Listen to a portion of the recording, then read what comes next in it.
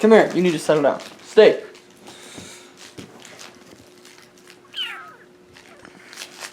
What's good, YouTube? It's your boy, Zachary Zeiler, checking in for a brand new implementation. And this is going to be a quicker video, but I want to cover a topic that many of you guys ask about quite often. And basically, this is in regard to my nutrition. I want to talk to you guys about my nutrition and the changes that have occurred in the past couple of weeks, months, since I've decided to enter a mini bulk. You know, for the first time ever, I'm allowing myself to get to a higher body fat percentage to really see what kind of weights I can push, you know, how my physique changes, and those type of things, okay? So it's all experimental, and I think you guys understand that. So actual changes that have occurred in my dieting, there hasn't been a whole lot that has changed. It's really come down to responsibility. Back when I was trying to make my leaner gains, you know, staying at a relatively leaner body fat and trying to progressively gain muscle and strength, it was a little bit more difficult, but back then I followed the routine of eating 5 to 8 smaller portion meals throughout the day. And the only difference that has really changed is that back then I wasn't extremely critical of those 5 to 8 meals. It wasn't a big deal if I would miss a meal from time to time, if I would skip, you know, 2 or 3 meals a day. Whereas right now, in this bulking session, I guess is how I would put it, I am much more critical. And I hit those 5 to 8 meals regularly, okay? I prioritize and I plan my day accordingly, and I hit those 5 to 8 smaller portion meals no matter what. And with that, it is a little bit easier for me to get those extra calories in to go slightly over my maintenance. And you guys, like, honestly, if you want to see actual food stuffs that I'm eating, follow me on my Snapchat. I post my meals from time to time. I'm not a clean eater, okay? I never have been. I can admit that. I am not one of those strict dieters or anything like that. I'm not a competitive bodybuilder, physique competitor, or anything like that. So also take that into consideration. I will tell you guys, though, that I do whatever I can to get those calories in. I can get away with certain types of foods that most people can't get away with. And that's just my metabolism. That's my body type, my structure.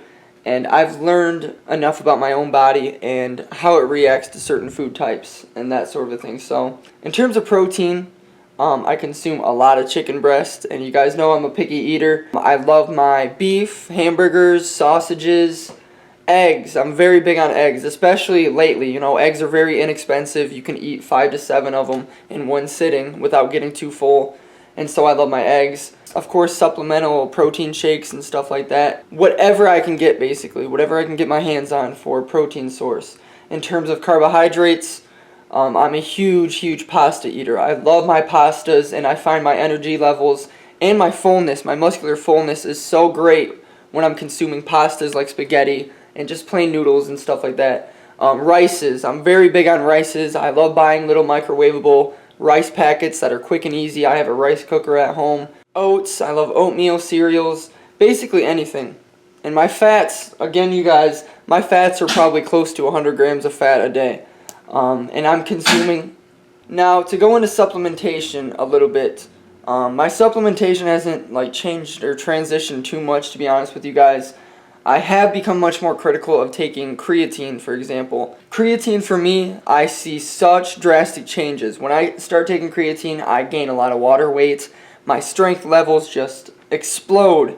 And not even just in my compound lifts, but when I go to my isolation movements, you know, my bent over rows and stuff like that, I just get so strong and so quickly when I'm taking creatine. Just because I feel fuller and I feel stronger like a beast. Muscular endurance also increases, so if I could give you guys a suggestion in your bulk, definitely have creatine added in there as a supplement.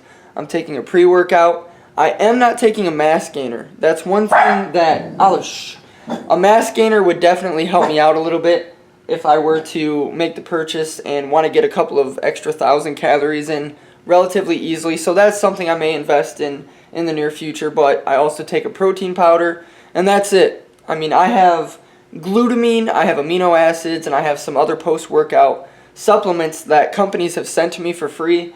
I don't even take them, if I'm honest. Like, I take my glutamine and my aminos from time to time, but half the shit that's just sitting in my cupboard, I'm not even taking any of it. So That's one thing to keep in mind, guys. The supplementation isn't where you should prioritize, especially going into a bulk. It's all about the food that you're consuming. Really, guys, as I said, there hasn't been a whole lot that has changed. It has really come down to me being more responsible for myself and prioritizing eating. Because if you want to gain weight and you're a hard gainer, or you're an ectomorph, whatever the hell you want to call it, eating is always number one. Whenever someone wants to ask me, hey, how do I gain weight? I can't ever seem to gain weight. You're not eating enough fucking food. It's that simple. I'll keep you guys updated from time to time on this sort of a thing. Just wanted to make a quick video because really it hasn't changed a lot. And having to go through in the comments and explain myself, it gets tedious. So I thought, you know what, let's just make a video about changes that I've made. I ain't a clean eater. If you guys follow me on Snapchat, you know. So thank you guys very much for watching. This was your boy Zeiler, and until next time, I love you so much. Peace out, bye.